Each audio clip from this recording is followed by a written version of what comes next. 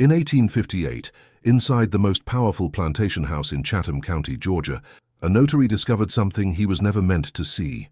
Hidden between cotton sale contracts and land deeds, there was a document sealed with the family crest of Colonel Nathaniel Beaumont.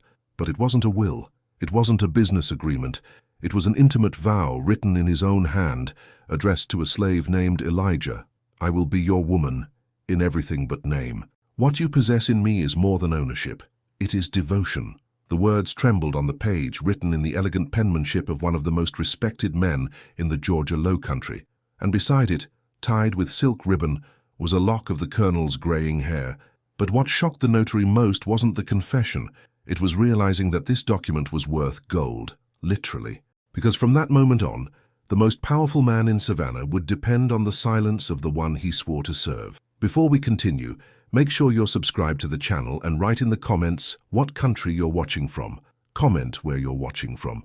What you're about to hear is what the history books tried to hide. Savannah, Georgia, March 1850. The heat at Magnolia Ridge Plantation was a living thing, heavy. It clung to skin like molasses and made the air shimmer over the endless cotton fields. The slave quarters reeked of sweat mixed with red Georgia clay. At the center of that cotton empire stood the big house, white, imposing, with tall windows watching everything like the eyes of a colonial god. Inside, Colonel Nathaniel Beaumont, 49 years old, widowed for 3, reviewed his account books. His reputation was impeccable, member of the county commission, benefactor of First Baptist Church, a man of his word and of fortune. But since his wife's death, something in him had gone dark. He moved through his days like a man serving a sentence, ate alone, slept alone, and when other planters talked about him remarrying some young lady from a good family, Nathaniel would deflect with a tired smile. It was on a March afternoon that everything changed. The overseer, Silas Pritchard, entered the study, dragging a man in chains. "Colonel, this here's Elijah. Came from the auction block in Charleston. They say he's good with his hands, can read some, and worked in a townhouse. You asked for someone for indoor work." Nathaniel looked up from his papers, and for the first time in years, he felt something. Elijah was 27 years old, tall, broad-shouldered, but with a strange gentleness in his movements, eyes downcast, as propriety demanded. His dark skin glistened with sweat. There was something about him that couldn't be explained with words, a presence that filled the space without making a sound, the kind of beauty that unsettled because it didn't ask permission to exist. "Lift your head," Nathaniel commanded. Elijah obeyed slowly, and when their eyes met, the colonel felt a chill that didn't come from the heat. It was something else, something forbidden, something ancient, as if he recognized in this man a part of himself he'd never admitted existed. "What's your full name?" "Elijah, sir, just that." "Where are you from?" "Charleston, sir. I served in a house on King Street. My previous master died and the family sold me." Elijah's voice was calm, educated. He pronounced his words clearly. Nathaniel realized he wasn't dealing with an ordinary slave. "Can you read?" "Yes, sir." "And do simple arithmetic?" "I can also sew and do fine needlework, if needed." The overseer snorted. "Women's work, Colonel. This one's too soft for the fields." Nathaniel ignored him. His eyes were still locked on Elijah's, and in that silence something was sealed. An invisible pact, a wordless recognition. "You'll work in the big house. You'll tend to my clothes, the library, correspondence. You'll sleep in the back room next to the pantry. Silas, you may go." The overseer left, grumbling.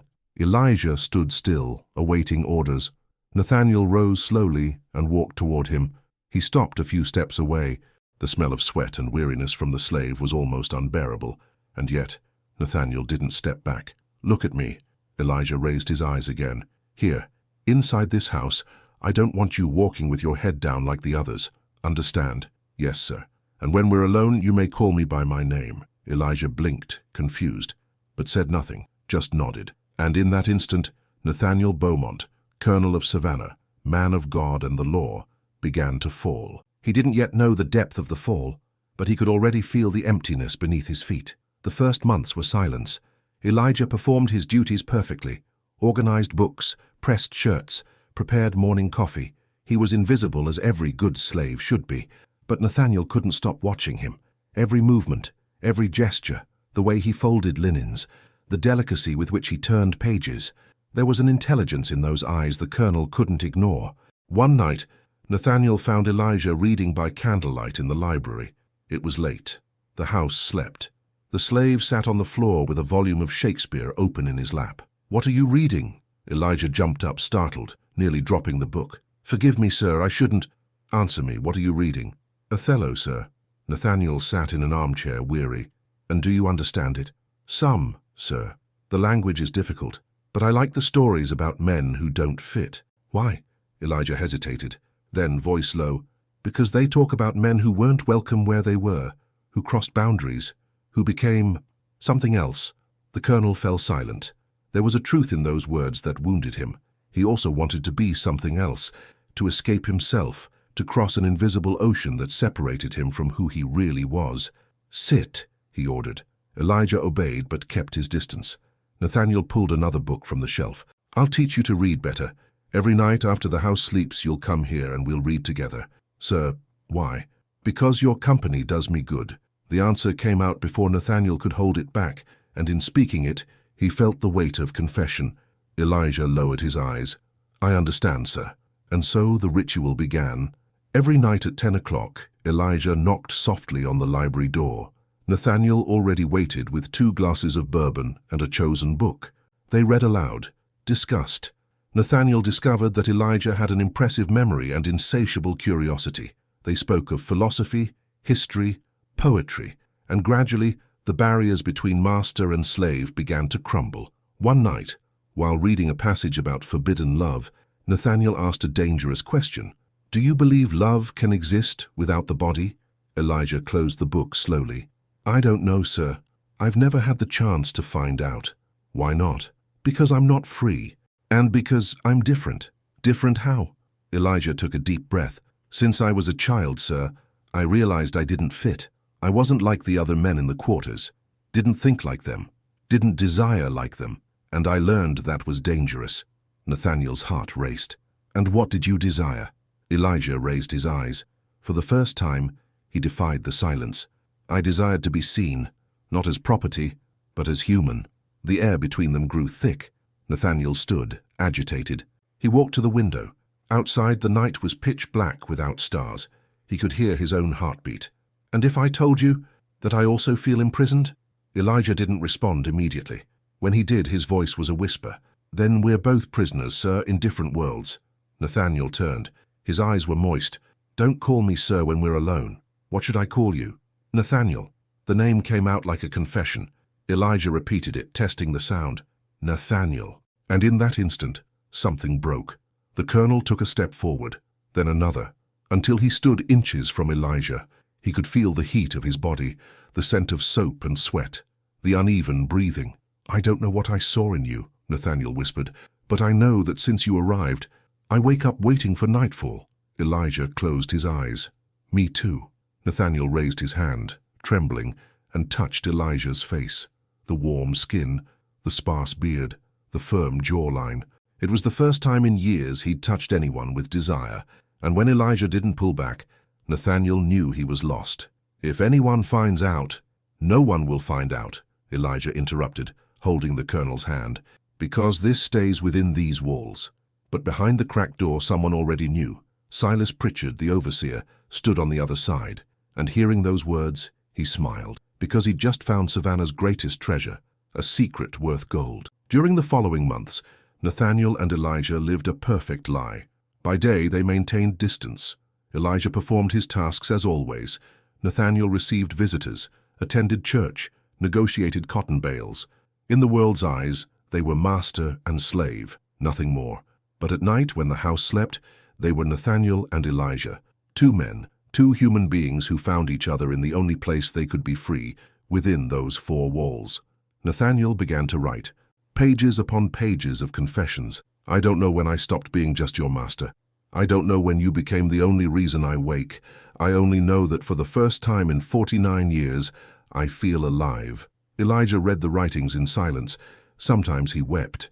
Other times he simply held Nathaniel's hand, like someone holding the last thing left in the world, but their happiness was watched. Silas Pritchard waited for the right moment. He observed, took notes, saved every detail. He knew a secret only has value when revealed at the right time, and that time was coming. It was on a September morning in 1858 that everything collapsed. Reverend Thomas Whitfield, pastor of First Baptist, visited the plantation to discuss the church harvest festival. During lunch, Silas pulled him aside. "Reverend, may I speak with you privately?" The clergyman frowned, but agreed. They went to the veranda, and there, voice low and words poisonous, Silas told everything. The Reverend went pale. "Are you certain of what you're saying?" "I have proof, Reverend. Documents written by the colonel himself, confessions of love, promises, impure." The clergyman closed his eyes, horrified. "This is an abomination, a sin against God and against natural order." "Exactly, Reverend. But if you denounce him publicly, the scandal will destroy Savannah. The colonel is an important man. He has influence with the governor." The Reverend took a deep breath. "What do you suggest?" "That you speak with him privately and demand he repent, that he send Elijah away. If he refuses, then we can make it public." The Reverend agreed, and that afternoon he knocked on the big house door. Nathaniel received the pastor in his study, offered coffee, cigars, but the Reverend refused everything. "I've come to speak of your soul, Nathaniel." The colonel felt his blood freeze. "My soul is fine, Reverend." "It is not. There are rumors, disturbing ones, about you and the slave Elijah." Nathaniel was paralyzed. The world collapsed in silence. "Who told you this?" "That doesn't matter. What matters is that, if it's true, you're damned in the eyes of God and man. And if I tell you I love Elijah, that he's the only thing that gives my life meaning?" The Reverend stood, disgusted. "Then you're worse than I imagined. This isn't love, Nathaniel. It's perversion. It's sickness. And if you don't cure it, I'll be forced to expose you." Nathaniel felt tears rising. "Give me time, please, just time to—" "For what, to continue in this sin?" "To say goodbye." The Reverend hesitated. Then, voice hard, "You have 1 week. Send the slave to another plantation, or I'll handle it myself." And he left, slamming the door. Nathaniel collapsed in his chair. He knew he'd lost. There was no way out, no future, just 1 week. 7 days to live what remained of love before everything ended. But what he didn't know was that Silas had other plans, plans involving blackmail, money, and a document that would turn that secret into gold. That night, Nathaniel gathered courage and told Elijah everything. The slave listened in silence without interrupting. When Nathaniel finished, voice choked, Elijah simply said, "Then send me away, before they destroy you." "I can't." "You can, and you must." Nathaniel gripped Elijah's hands desperately. "If I lose you, I'm nothing. Understand, everything I own, the land, the name, the position, none of it matters without you. But your reputation—" "Damn my reputation!" The colonel's voice rose, breaking. "I've spent 49 years living by other people's rules. I was an obedient husband, respectable master, man of God, and I wasn't happy a single day, until you came." Elijah closed his eyes, fighting tears. "But if we stay together, they'll destroy us, both of us. Then let them destroy me, but I won't send you away." It was then that Silas entered without knocking. "Pardon the intrusion, Colonel." The overseer's smile was venomous. "But I came to make a proposal." Nathaniel stood, furious. "Get out." "Easy now, sir. I came to help." Silas pulled a paper from his pocket. "I have here a copy of your confessions. Beautiful writing, I must say. But I imagine the Reverend, the neighbors, and the county commission won't find them so poetic." Nathaniel's blood boiled. "Give that back." "Give it back?" "No, sir. I'm going to keep it safe. And as long as it stays safe, nobody needs to know anything. What do you want?" "Just a fair arrangement. $500 a year. In exchange, your secret stays secure, and Elijah can stay here." Nathaniel felt humiliation burn. It was blackmail, pure and simple. But what could he do? Report Silas? Expose himself in the process? "And if I refuse, then tomorrow I take these papers to the Reverend, and then to the commission, and then to the Savannah Morning News. You know how these things spread." Elijah stepped forward. "Don't do it, Nathaniel. It's not worth it." Silas laughed. "Look at that, the slave giving orders to the master. Now that should be in the newspapers." Nathaniel clenched his fists, but he knew he was cornered. "Fine, $500. But you never enter this house again without my permission." "Agreed, Colonel." Silas made a mocking bow and left. When they were alone, Elijah embraced Nathaniel. "Forgive me for all of this. You have nothing to apologize for. This is my fault. I was weak. You weren't. You were the only man strong enough to love me." And there, in that embrace, Nathaniel made a decision. He wouldn't hide anymore. He wouldn't pay for silence anymore. He would, for the first time in his life, claim who he was, even if it cost everything. In the following days, Nathaniel began to act. He transferred part of his fortune to a secret account. He drafted papers granting Elijah his freedom. He prepared letters explaining the situation to trusted contacts in Charleston, and one afternoon he called the notary. "I need to register a declaration." "Yes, Colonel, what kind of declaration?" Nathaniel took a deep breath, and for the first time he said aloud what he'd never confessed. "I want to register that the slave Elijah, as of this date, is free, and that everything I own will be shared with him, as if he were my family." The notary was dumbstruck. "Sir, this is scandalous, improper." "I know, but it's the truth, and I want it recorded." The document was sealed, and in that moment, Nathaniel Beaumont ceased to be just the Colonel of Savannah. He became a free man, free to love, free to choose, even if the whole world condemned him. But the price of that freedom was yet to come, because Silas wouldn't let it go cheap, and the Reverend wouldn't allow sin to go unpunished. The war for Savannah's secret was only beginning. Years later, when the storm passed, Nathaniel and Elijah were still together. The scandal happened, yes. The Reverend denounced them. Neighbors turned away. The county commission stripped his military title, but Nathaniel didn't back down. He kept Elijah by his side, now as a free man, and together they faced the world's judgment. Silas tried to maintain the blackmail, but Nathaniel exposed everything publicly. He sued the overseer for extortion, and with help from Charleston lawyers, he ensured Elijah's freedom papers were honored. Elijah, for the first time in his life, was free. He no longer had to lower his head, no longer had to hide who he was. And Nathaniel discovered that true freedom wasn't in the title, the money, or the position. It was in being able to sleep beside the one he loved without having to lie. They lived together until the end of their lives, discreetly, but no longer hidden. And when Nathaniel died in 1875, he left half his estate to Elijah. The other half went to charities helping freed slaves. The will caused new scandal, but this time the world was already beginning to change. Abolition was approaching. And the story of Nathaniel and Elijah, which should have been buried in shame, became a quiet example of resistance. Decades later, historians found the Colonel's journals in a Savannah archive, and upon reading them, they discovered something no one expected. These confessions weren't just about forbidden love, they were about dignity, about the struggle to be human in a world that tried to reduce everyone to categories. One of the last lines written by Nathaniel said, "I will be remembered as a sinner, but I die knowing I loved truly, and that no one can take from me." Today, more than a century later, the story of Nathaniel and Elijah still resonates, because it reminds us that love has always been revolutionary, that choosing truth over appearance always came at a price, and that sometimes the greatest act of courage isn't fighting the world, it's having the audacity to love despite it. And you? Would you have the courage to love against the rules? If you lived in that era, would you choose reputation or truth? Was Nathaniel brave or just selfish in exposing Elijah to the world's judgment? Leave your opinion in the comments. And if this story made you think, subscribe to the channel and turn on notifications. Because history isn't made only of perfect heroes. It's made of imperfect people who dared to be human.